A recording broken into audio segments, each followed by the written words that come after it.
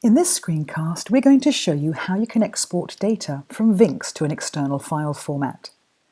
We want to export product entity data, including any associated images, to an Excel file and folder. viingx can export to multiple different file types, including XML and CSV.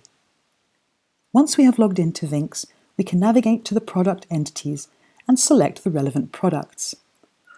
When our selection is complete, we can go to the Actions button and select the action we want to run.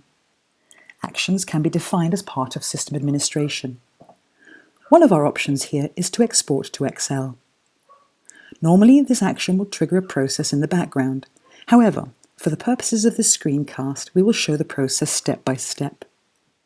viingx can be integrated with multiple service platforms, and for this screencast we're using a tool called Integromat, which allows us to define each step of the data flow. Once we click on Run, the process is followed step by step until it is finished. Let's go to the location of the exported data file, and we can see the Excel with the relevant data fields from viingx for each product entity. We can now go to the folder that contains the images for those products. Thank you for watching.